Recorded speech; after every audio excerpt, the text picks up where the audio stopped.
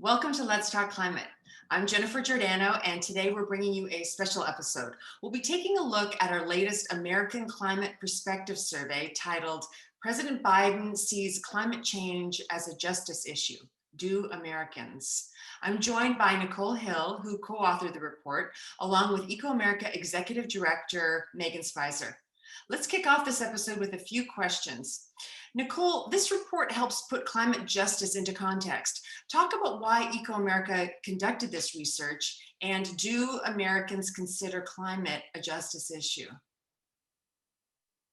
Hi, Jennifer. I'm so grateful to be here to talk about the results today, and I'll answer your question in just a minute. But first, before we get into it, I just want to remind listeners that all the methodology and the top lines and references, those can be found in the full report, which is on ecoAmerica's website, and they'll also be linked below in the video description.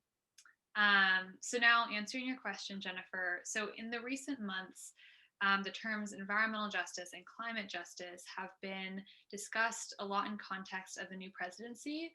And that's as the Biden-Harris administration has pledged to prioritize both environmental justice and climate justice. So the environmental justice movement has actually been around for quite some time. In fact, this year, 2021, is the 30th anniversary of the first National People of Color Environmental Leadership Summit in 1991, in which, among others, Dr. Robert Bullard adopted a list of 17 principles of environmental justice. So it's not new. Environmental justice has been around for quite some time.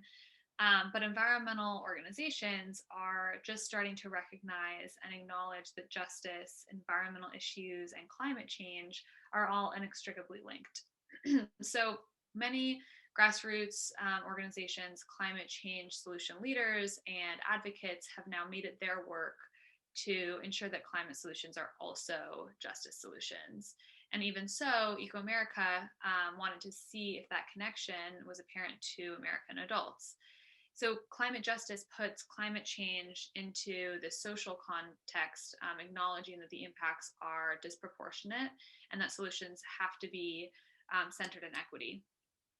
And our question, at least one of our questions, was, do Americans understand climate change is a justice issue? And if they do, what do they think the United States should do to achieve climate justice? Okay. And what did you find out? Well, let's dig into the report and I will show you.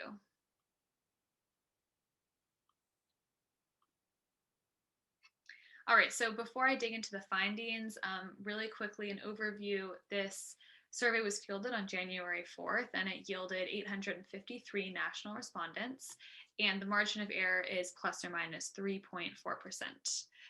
And now we can get into the results. So we asked survey respondents if they agree that some people are harmed more than others by climate change. And that question alone showed that 84% of Americans agree. They believe that these climate impacts are disproportionate and that some people bear the burden. However, when we asked which groups were disproportionately harmed, we saw something a little bit different. So 75% of Americans, you'll see up at the top of this graph, 75% said that young people and future generations were harmed disproportionately. And 67% said that low-income, rural, and labor communities were harmed disproportionately. But only 58% of Americans said that they think Black, Indigenous, and people of color are harmed disproportionately, and only 51% said women and girls. So we also see that there's wide disparities here between political affiliation. Far more Democrats reported that these specific groups were harmed more than Republicans, and you'll see independents fell somewhere in between. And down at the bottom of this graph, you can see that 66% of Republicans said that they don't believe climate change disproportionately harms any of these groups. And I do want to point out too that respondents had the option of selecting all that apply. So that's why the percentages don't match up to 100%. And what's important about these findings is that we know that these groups are harmed disproportionately. So one example, for instance, is extreme heat impacts on communities of color.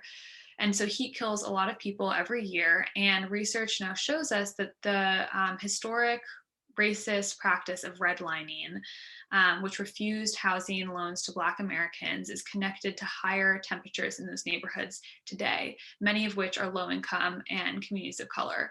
So as heat waves become more intense due to climate change, that's one way in which communities of color are going to be disproportionately impacted. Another example would be air pollution in children.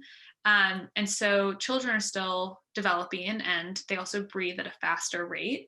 So breathing in harmful air pollutants can have a stronger impact on young people than it would on a fully developed adult. And so making sure that people see this connection between climate change and justice is important. And these findings show that some see the relationship is there, but there's still a lot of work to be done. And were justice struggles connected for Americans? Yeah, so let me dive into the next result and it should answer your question. We asked the sample about specific justice issues, and nationally, Americans ranked racial discrimination and the affordability and availability of health services at the top of that list. What we see between Democrats and Republicans is that 63% of Democrats identified climate change as an important justice issue, nearing the top of the list for them for justice issues. It's up there with racial discrimination and the affordability and availability of health services. But Republicans place it at the bottom, with only 21% of Republicans saying that climate change is an important justice issue. That's quite a gap. What was the biggest surprise? Well, I think that there's two big surprises here. One is that when we asked solely about disproportionate harm, again, 84% of Americans said that they think climate change does harm some people more than others. And that's the majority. However, once we introduce this term justice, fewer Americans are saying that climate change is an issue. So that's that might be something to explore separately. This research could definitely be expanded on by looking into the language such and the terms such as justice, fairness, and equity in the context of climate change. And the second surprising finding I'll get into in the next slide. So we asked Americans about their motivations to act on climate change, and we found that the environment is still a large driver of action. So 63% of Americans said that they feel motivated to act on climate change because climate change is affecting the environment and nature, whereas only 36% said that they feel motivated to act because climate change is unfairly impacting some communities and people more than others. So again, while we see that 84% of Americans say that they acknowledge climate change harms some people more than others, that doesn't appear here to be a widespread motivator of action. And what we also found when breaking down these results by political affiliation is that 39% of Republicans said that they don't feel motivated to act on climate change at all. And so there's still quite a bit of work to be done here in terms of engaging people in action. Mhm. One of the questions you mentioned was to explore what Americans thought should be done to address climate justice. Would you share those results? Absolutely. So we presented 6 solutions to address disproportionate impacts of climate change in the survey, and we asked people which ones they thought the United States should take. And surprisingly, the only solution that received over 50% of national support was providing training for jobs and support for communities as we transition to a clean energy economy. Just half, 50% of Americans say that the United States should ensure that solutions benefit people fairly and equitably, and even fewer, 45%, said that the US should provide subsidies for climate solutions. Once again, results differ widely here by political affiliation. Fewer Republicans across the board support any of the provided solutions than Democrats and independents. And notably, the solution with the highest national support, this first one, providing training for jobs and support for communities in a clean energy economy transition, that received only support from 37% of Republicans, and that's 32 percentage points lower than Democrats. So, as President Biden and members of the 117th Congress move forward with solutions, specifically those solutions to address climate injustice. Efforts to include more Americans in the climate movement might grow some of the necessary support to push these along.